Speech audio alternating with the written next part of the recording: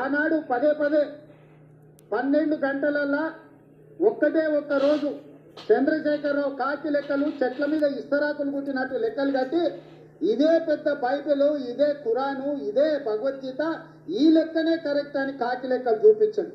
నేను ఆ కాకి లెక్కలకు ఒకటే చెప్పదలుచుకున్నా. మా దామాన్ని ఇక్కడనే ఉన్నాడు. ఎస్సీ ఉపకులాలు 59 మంది. ఇన్నేళ్ల నుంచి ఆ లెక్క కరెక్ట్గా ఉంది. కానీ కాకి లెక్కల కేసీఆర్ చేసిన సమగ్ర కుటుంబ సర్వేలో ఎస్సీ ఉపకులాలు 82 కులాలు అందే ఇచ్చాడు. ప్రభుత్వం దగ్గర అధికారికంగా డేటా ఉంది, డాక్యుమెంట్ ఉంది. మా దామన్న కాగితం తీసుకొని చూపించాలి. 59 కులాలు అని మిగిలిన ఎస్సీ ఉపకులాలు ఎక్కడి నుంచి వచ్చినాయో చంద్రశేఖరరావు చెప్పాలి.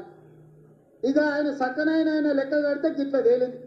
చదువుకోకముందు ఎవడో కాకరకాయ అన్నాడంట, చదువుకున్నాక కీకరకాయ అన్నాడంట. లెక్క కట్టనప్పుడు లెక్కలేదైనప్పుడు మా దళిత సోదరుల 59 కులాలు ఉపకులాలు ఉంటే చంద్రశేఖరరావు లెక్కలు కడితే 82 అయినాయి.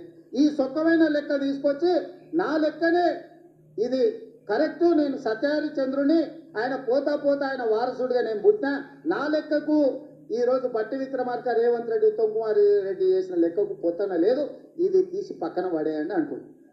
నిజంగానే చంద్రశేఖరరావు దీన్ని అనాలి అంటే ఎప్పుడు ఆయనకు నైతిక హక్కు వస్తుంది అంటే ఆయన సమగ్ర కుటుంబ సర్వేతో పాటు ఈనాడు ప్రభుత్వం చేసిన కులగణంలో ఆయన కొడుకు, ఆయన అల్లుడు అందులో లెక్కలు రాపిస్తే ఆయన లెక్క గురించి మాట్లాడడానికి అధికారం. అసలు తెలంగాణ సమాజంలో జీవించే హక్కే చంద్రశేఖరరావుకు లేదు. ఈ సమాజంలో ఉన్న ప్రజల అందరి లెక్క కట్టి అధికారికంగా ప్రభుత్వం చేసిన లెక్క ఇది. ఇది ప్రైవేట్గా రేవంత్ రెడ్డి, బట్టి విక్రమార్కను, ఉత్తమ్ కుమార్ రెడ్డి గారు వ్యక్తులుగా చేసిన లెక్క కాదు. ఇది ప్రభుత్వం లెక్క, అధికారిక లెక్క.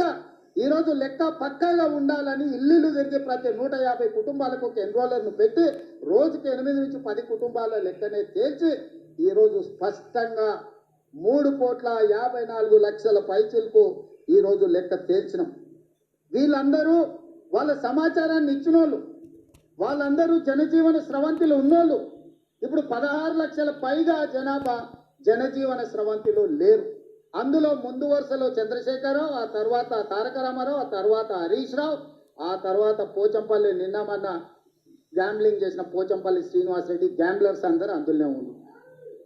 ఈ గ్యాంబ్లర్స్ కి ఇష్టం లేదు. ఎందుకంటే వాళ్ళ లెక్క తెలుస్తుంది. వాళ్ళ లెక్క తెలిస్తే పోయిన మంత్రివర్గంలో 4 ఆయనతోలే ఎట్లున్నారని మీరంతా మా బలహీన వర్గాల సోదరులు అడుగుతారు, కడుగుతారు, వంగబెట్టి దంచుతారని లెక్క తెలియదని కుట్ర చేస్తుండ్రు.